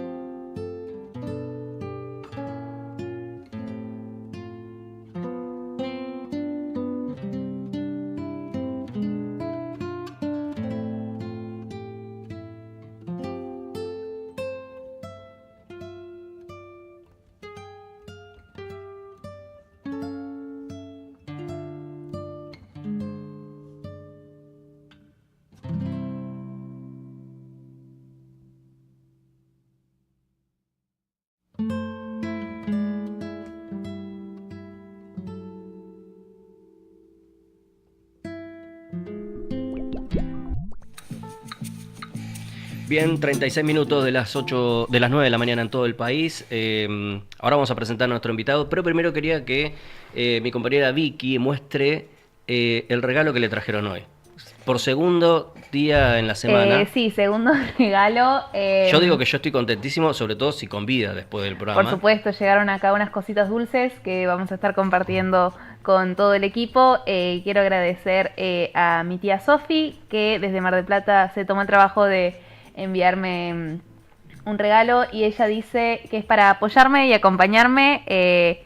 Obviamente que lo agradezco, te quiero muchísimo, tía. Y bueno, y acá lo vamos a estar compartiendo con todo el equipo. Qué grande la tía Sofi, le mandamos un abrazo bien grande.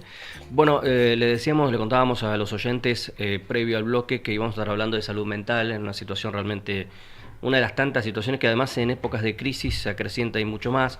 Los consumos problemáticos también, ¿no? Hemos tenido el caso de los anestesiólogos hace un par de semanas atrás, que han conmovido a nivel nacional, porque parece que era algo mucho más usual de lo que mucha gente piensa, el consumo de por ahí de fármacos, de drogas entre comillas controladas, y también la cantidad de gente que se va a ver por situaciones también de salud mental y que busca un psicólogo o un psiquiatra. Y lo tenemos precisamente al médico psiquiatra Mauro Morelia, que con nosotros, a quien le agradecemos que se haya venido aquí al estudio y compartir con nosotros esta charla. ¿Qué tal, Mauro? ¿Cómo estás? Buenos días. Un placer, chicos, de acompañarlos esta mañana, y un saludo a toda la audiencia. La verdad que es un tema muy sensible y me parece una linda oportunidad para que lo conversemos. Sí, vamos a hablar también de la reforma de la Ley de Salud Mental, que está generando una polémica terrible.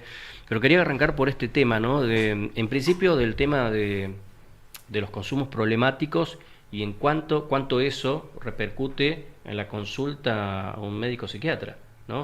O si va, porque imagino que también inclusive determinadas profesiones están como más hoy en día saturadas, con mayores inconvenientes, inclusive con mayor consumo de estupefacientes. ¿Es un poco así o es un prejuicio? Sí, hay profesiones que tienen un índice de suicidio más alto que el resto. Eso está comprobado, digo. Está comprobado, números, sí, por supuesto. Los médicos tienen un índice de suicidio, de consumos problemáticos, que es más elevado que el resto de la comunidad. Algunas fuerzas particularmente tienen también una tasa de suicidio mayor, y esto es algo que se repite en muchas comunidades, por lo tanto es algo que se prevé, que es algo relacionado a la profesión más que a la comunidad o a la sociedad, ¿no? Claro, digo, uno imagina en los hospitales, en las salas de urgencia, digo, por ahí con la presión con la que se trabaja, las situaciones sociales que le toca atravesar, están aparte, tienen a mano medicamentos, digo, ¿no? Para el consumo problemático también, quizás también hasta un conocimiento que por cualquier otra persona que no lo sabe, imagino que lo tienen también sobre cuánto, entre comillas, consumir y cuánto no, ¿no? Se habla mucho, yo no tengo datos sobre la especialidad concretamente de los anestesistas, ¿no? Pero en general hay varias especialidades médicas que tienen como características en esto, y sin duda tiene que ver con el acceso, ¿no? La automedicación en cualquier rubro, en cualquier especialidad médica, la automedicación siempre es un problema, porque perdés totalmente la objetividad de lo que estás buscando, de lo que estás haciendo, y por eso siempre se recomienda el buscar atención en un colega, y si es posible no conocido, o sea, que no sea de nuestro círculo, que no sea de nuestra confianza, porque eso ayuda mucho al marco de la objetividad, que es la que buscamos siempre, que nuestras emociones, nuestros sentimientos o lo que conocemos de más de una persona no interfiera en la objetividad de saber indicar un tratamiento para lograr la estabilización del cuadro que la persona tenga, ¿no? Es decir, que esto que se conoció hace 2 semanas atrás aproximadamente, los anestesistas, era algo medio que, por lo que después salieron a hablar todos, algo ya medio como voz populi, ¿no? Digo que no solamente en esa área específica, pero digo que hay en determinados lugares donde lamentablemente el consumo problemático de sustancias afecta y mucho, está impactando. Yo creo que a pesar de que, bueno, esto es lamentable por el fallecimiento de un colega, ¿no? Pero generalmente sucede así, ¿no? Que tiene que ocurrir algún hecho que llame mucho la atención.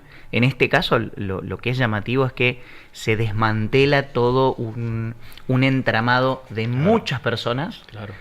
Se desmantela un entramado en donde había fiestas, en donde había proveían con frecuencia de ciertas ciertas sustancias que están muy restringidas en su acceso para la comunidad. Se robaban inclusive del Exacto. hospital, ¿no? Se roban del hospital. Entonces, a mí me parece que esto puede ser la antesala de una regulación más eficiente, espero que así sea, ¿no? Y que también se pueda tener un ojo mayor y un control mayor sobre estas drogas, ¿no? En especial cuando son drogas que se empiezan a utilizar por modas o se empiezan a consumir más en ciertos ámbitos. La única manera es el control del Estado, que se generen ciertas compuertas de control en donde sí o sí deba pasar la persona y no tener el acceso a poder retirar nada de eso, ¿no?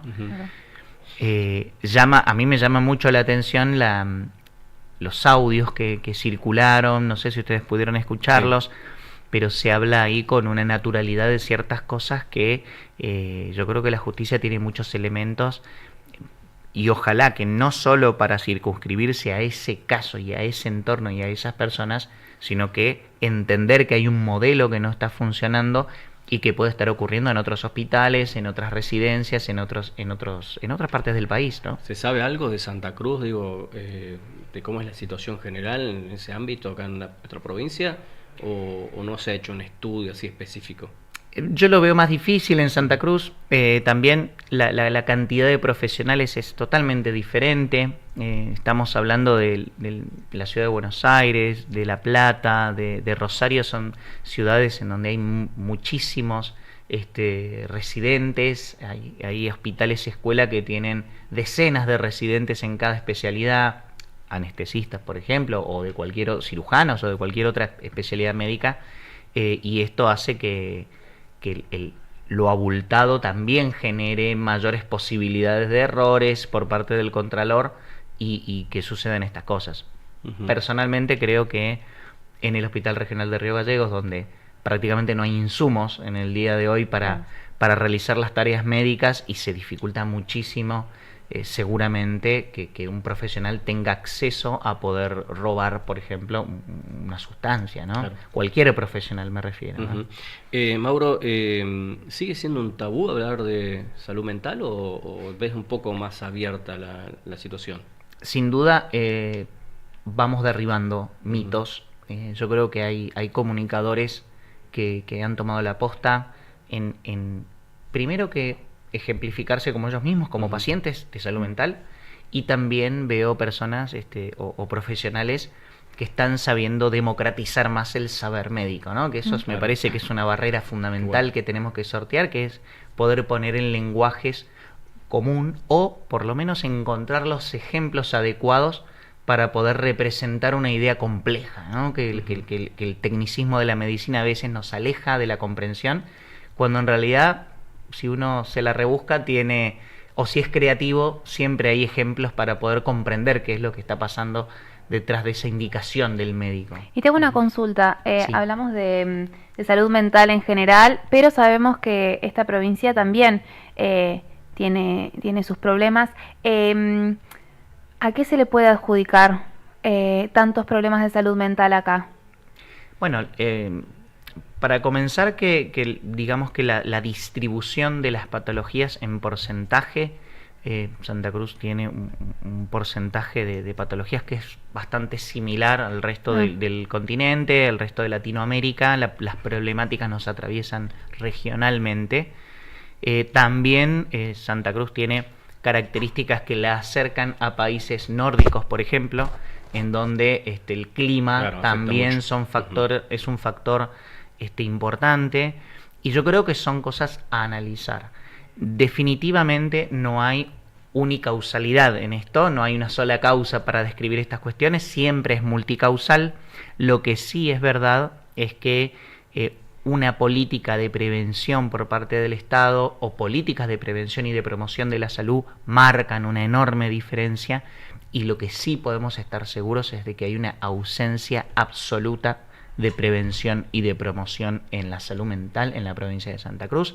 Esto sin duda que es histórico, pero puntualmente yo creo que estamos en una época en donde se está discutiendo la necesidad de la salud gratuita. Se está discutiendo la necesidad para una sociedad de la salud gratuita, pública y de calidad, la educación pública, gratuita y de calidad. O sea, hemos retrocedido en debates que dábamos por sentado. Imagínense si encima ahora nos vamos a poner a hablar de promoción de la salud o de prevención en la salud mental. Es como una instancia que se nos aleja por la urgencia de las necesidades que hoy podemos observar, ¿no? En Mauro estamos hablando con Mauro Morelli, médico psiquiatra. Mira, precisamente nos llegan algunas preguntas que tienen que ver con esto que estás comentando. Dice lo siguiente: ¿cómo se habla de salud mental en las instituciones médicas? Se pregunta. Y dice, ¿hay control de adicciones? ¿Hay mecanismos para detectar adicciones? ¿Qué peligro significa eso para los pacientes? Digo, no saber si vos te estás atendiendo con alguien que tiene problema de consumo problemático, ¿no?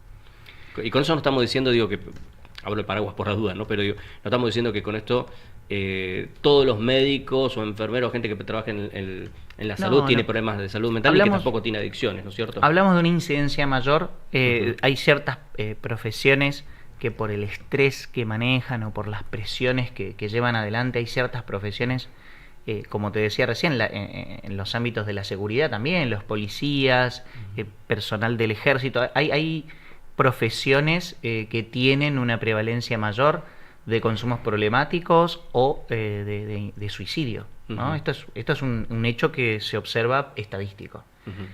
De ahí a analizar el trasfondo de todo eso, creo que es un trabajo que tendríamos que darnos como sociedad, y sí sería más característico para cada localidad o para cada región, ¿no? Definitivamente la medicina tiene algo que lo atraviesa, que es la ética médica, que debería ser un pilar fuerte a la hora de tomar decisiones como persona detrás del médico, y sería muy importante que se siga fortaleciendo también en las instituciones educativas la ética de saber buscar la ayuda necesaria, así como los médicos la recomendamos en nuestros pacientes, ¿no? Claro. Que alguien nos lo diga a nosotros también es algo que se da en los espacios de capacitación o de especialización, ¿no? Si no, un profesional en Santa Cruz que tiene muchos años de experiencia o que ya se ha formado, ¿de dónde, qué profesor le va a decir, che, ¿cómo te sentís? Claro. Digamos, la ética también de decir, che, no me estoy sintiendo bien, voy a buscar la ayuda de un profesional, ¿no?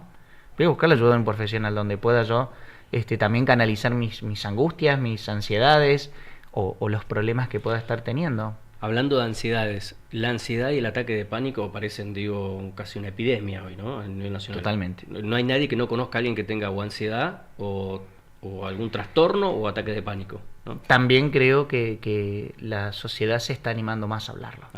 Que sería doble, ¿no? Claro. Hay mayores presiones, también por la crisis económica, estamos atravesando mayores tensiones sociales muy fuertes, y por otro lado, afortunadamente vamos de a poco desmitificando ciertas cuestiones en salud mental, y hoy ya no es de locos escuchar a alguien decir que está yendo al psicólogo, ¿no? Inclusive me parece que figuras públicas importantes, al referir y al contar en reportajes su historia personal de sufrimiento y de cómo la ayuda terapéutica los ayudó como un alivio a poder seguir y reordenarse para continuar después de una crisis, creo que eso también hace que la sociedad que los admira, ¿no? Que los tiene como referentes, estoy hablando concretamente de futbolistas, de deportistas de alto rendimiento, que cada día se animan más a comentar, che, yo no estaría acá si no fuera por mi psicólogo tanto, le aprovecho a dar un saludo, y vos decís, wow, qué bueno, no, qué y bueno. Aparte hay gente que está escuchando y quizá lo necesita, y dice, si tal persona va al psicólogo,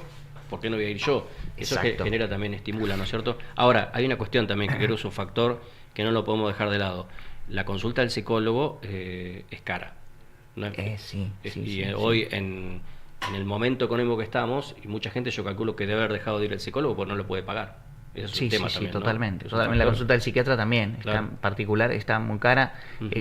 La caja prácticamente no está más prestando servicios.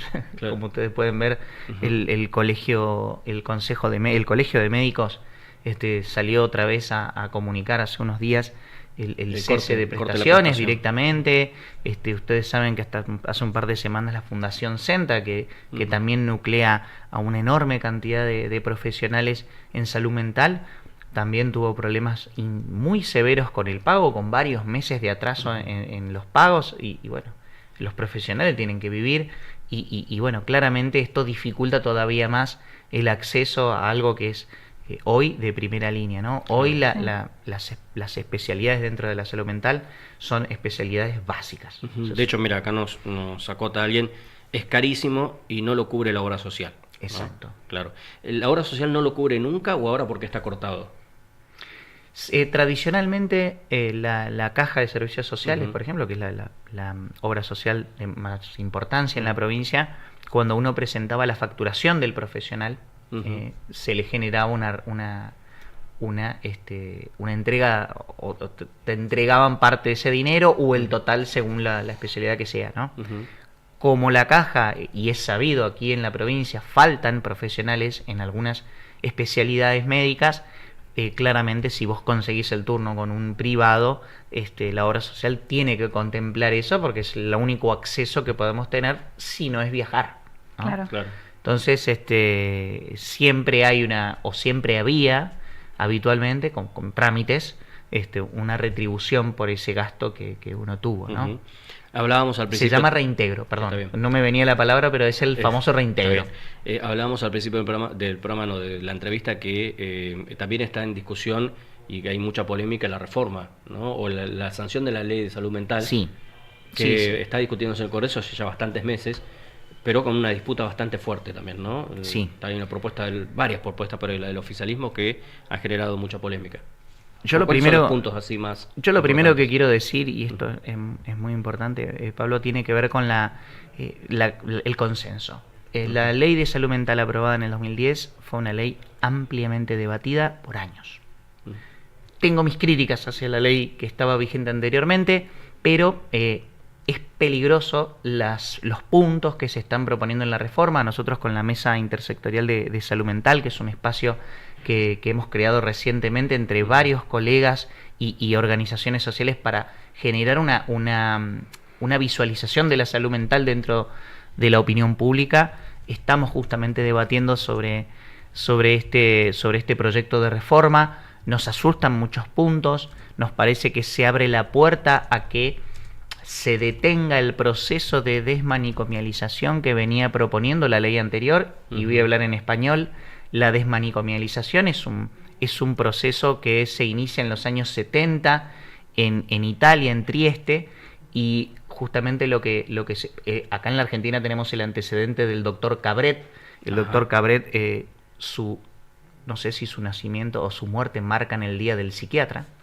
El doctor Cabret fue el que aquí en Argentina propuso el proyecto de puertas abiertas, de un centro de salud mental de puertas abiertas, o sea, ir en contra de la restricción del encierro, digamos que como la mirada del paciente de salud mental como alguien peligroso o un delincuente, ¿no? Entre comillas, loco se lo encerraba. Exactamente, tradicionalmente era la mirada que se tenía en ese momento, ¿no? Lo mismo pasaba con las enfermedades contagiosas, ¿no? Se generaban las cuarentenas o se generaban inclusive, acá el mismo centro de salud mental, antes era tórax, que era un espacio de residencia para los tuberculosos, o sea que esa segregación o ese estigma social era muy característico en otra época y justamente el proyecto de ley muy bien se proponía avanzar sobre un proceso de desmanicomialización. Esto significa tratar de que los centros sean todos de puertas abiertas y ir generando instancias de mayor control social sobre esto. Definitivamente el proyecto de ley, hay que ver cómo avanza su tratamiento, pero en sí el proyecto de ley le vuelve a dar más facilidad a la internación para que se dé. A mí me parecía muy positivo que haya un mayor control interdisciplinario, inclusive el órgano de revisión, había varios entes que podían participar de la internación, ¿no? A mí me tocó particularmente en el Centro de Salud Mental trabajar como psiquiatra y proponer internaciones involuntarias por personas que no quieren internarse, pero por la gravedad de sus síntomas lo requerían. Se iniciaba... Esquizofrenia, por ejemplo, digo, ¿no? Un caso esquizofrenia, intentos de suicidio, Claro. consumos problemáticos. Son como las 3 causas. El trastorno bipolar en su fase maníaca. Son cuadros que... Graves, claro. Son cuadros en donde el riesgo de la persona para sí mismo y para terceros, que esas son las 2 palabras que se tienen en cuenta para dar una indicación como esta, son las palabras que hacen prevalecer la necesidad de la internación por sobre la voluntad de la persona, que inclusive puede estar siendo alterada, esa voluntad puede estar siendo enturbiada por los síntomas también, ¿no? Y ese es el fundamento o el argumento que el médico debe esgrimir en un equipo donde también otras especialidades opinan con el mismo peso que el psiquiatra o que el médico, y en igualdad se procede a avanzar hacia lo mejor posible en ese consenso, ¿no? Claro. Mauro, para ir finalizando ya, nosotros, bueno, ya del año pasado comenzamos a hablar del tema de salud mental y de consumos problemáticos. ¿Sentís que falta todavía mucho más? Dijiste algo sobre el tema, que falta promoción, falta también... Un poco los medios, a veces ocupamos un cierto espacio social, pero bueno, evidentemente el que tiene siempre más fortaleza es el Estado, nacional, provincial, municipal. Digo, falta mucho todavía acá en Santa Cruz, en contexto donde tenemos lamentablemente cada 2 por 3 que sufrir como sociedad la pérdida de una persona que toma una decisión irreparable, gente joven inclusive, ¿no? Sí. Hemos visto hace pocos días Pocos días, sí, la verdad que muy consternado también por ese caso. Quiero felicitar también a los medios cómo han abordado ese caso en particular, me parece muy correcto. Hay ciertas cuestiones que hay que cuidar cuando uno habla de suicidio, cuando uno habla de estas situaciones así un poquitito más traumáticas. Definitivamente, y esto lo digo en todos los espacios, en la multisectorial cuando nos reunimos, hay muchísimos actores sociales, algunos que no están estrictamente relacionados a la salud mental. Si nosotros no exigimos al Estado la presencia en ciertas áreas, como es la promoción y la prevención, nunca vamos a poder suplantar esa ausencia. El Estado tiene un rol natural en ocupar el espacio público y en promover acciones hacia la prevención y hacia la promoción de la salud. Se hace por ahí en cáncer de mama, se hace por ahí en prevención de cáncer de colon, cuando se hace el Día Mundial vemos en el hospital que se hacen campañas y demás. VIH y demás cuestiones, sí. Exactamente. Yo creo que por la coyuntura local y por esta prevalencia tan alta que tenemos, yo creo que falta mucho en promoción y en prevención por parte de la salud mental. Otro aspecto muy importante, que es una deuda histórica que tiene la comunidad argentina en general, pero la santacruceña en particular, es que se pueda seguir la ley en donde se recomienda una asignación del 10% del presupuesto de salud. El 10% mínimo debe ser para salud mental. Eso todavía no se ha cumplido, y no está en vistas de haber una voluntad política de que eso se cumpla, pero me parece menester fundamental, en especial en estos momentos con estos casos que estamos viendo, ¿no? Mauro, bueno, excelente, gracias por haber venido. Nos quedamos cortos, obviamente, hubiésemos estado hablando bastante más tiempo, pero bueno, lo podemos dejar para otro momento, porque ya te digo, vamos a seguir hablando del tema y hay mucho para mencionar y para comentar. Muchas gracias por venir. Por favor, Pablo, Victoria, gracias por la entrevista y la audiencia. Un saludo. 10 de la mañana exactos. ¿Sí? Bueno, nos toca despedirnos a nosotros también. Tal cual. Así que nos vamos. Volvemos mañana. Sí, nos reencontramos mañana como siempre a partir de las 8. Victoria, chau. Saludos a todo el equipo.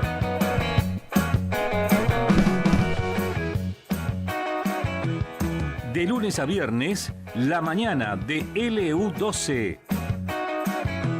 Noticias, análisis y todo lo que necesitas saber para arrancar bien informado.